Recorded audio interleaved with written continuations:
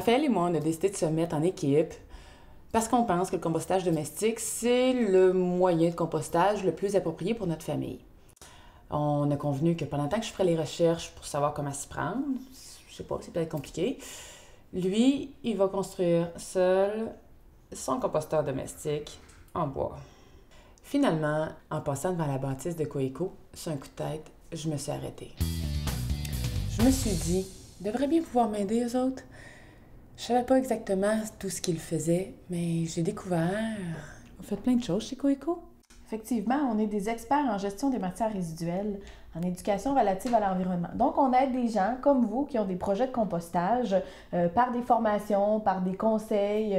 On essaie de simplifier, en fait, la gestion des matières résiduelles. J'ai aussi rencontré François chez Coeco.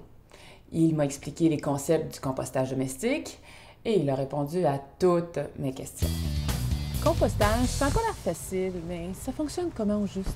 Le compostage, c'est une dégradation grâce aux micro-organismes. Ça, c'est des organismes vivants, ils ont des besoins. De l'air, de l'eau, de la nourriture. Mais on leur donne quoi finalement à manger? On va leur donner tout ce qui pousse, donc les matières organiques d'origine végétale. On va donc pas composter ni la viande, ni le poisson, ni les produits laitiers. Dans les matières organiques végétales, on va distinguer les matières humides qui proviennent de la cuisine, qui proviennent aussi du jardin, et les matières sèches, ça va être les feuilles mortes, la paille, le foin, les copeaux de bois. Qu'est-ce qu'il me faut pour faire du compost? Bon, un composteur, là, mais quoi d'autre? En plus du composteur, finalement, il ne faut pas grand-chose. Il faut un bac de comptoir pour la cuisine. On récupère les matières qu'on génère. Il va falloir une fourche pour pouvoir aérer notre compost, apporter de l'air en le brassant. Puis il va falloir un arrosoir pour l'humidifier de temps en temps. Il va falloir que ce soit un endroit qui est drainé, où l'eau ne stagne pas. Ensuite, il va falloir un endroit qui est aéré pour apporter de l'air aux organismes. Puis le plus important, c'est sûrement un endroit accessible. Ne le mettez pas au fond du jardin, sinon vous allez vous décourager. Mettez-le proche de la maison, ça se passera bien. J'ai entendu dire que le compostage, ça sentait mauvais. Est-ce que c'est vrai? Ça peut arriver, c'est le signe qu'on a un problème, mais c'est un problème facile à résoudre. Si ça sent mauvais, ça peut être simplement qu'il manque d'air, donc on va brasser notre compost, on va l'aérer. Ça peut aussi être le fait que c'est trop humide, donc là on va ajouter des matières sèches et le brasser juste après. Encore une ou deux astuces sur le compostage, pour que ça se passe bien, on va simplement amener les matières sèches et les matières humides en alternance, puis on va amener plus de matières sèches que de matières humides. On va penser à brasser régulièrement et humidifier de temps en temps s'il le faut.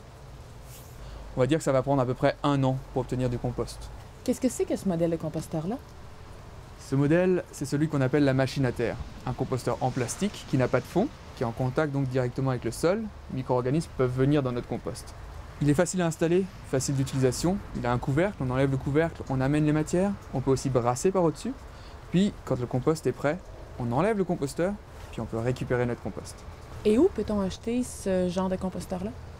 Coeco va vous proposer ces composteurs-là dans les écocentres, sinon vous allez pouvoir les trouver aussi dans les quincailleries.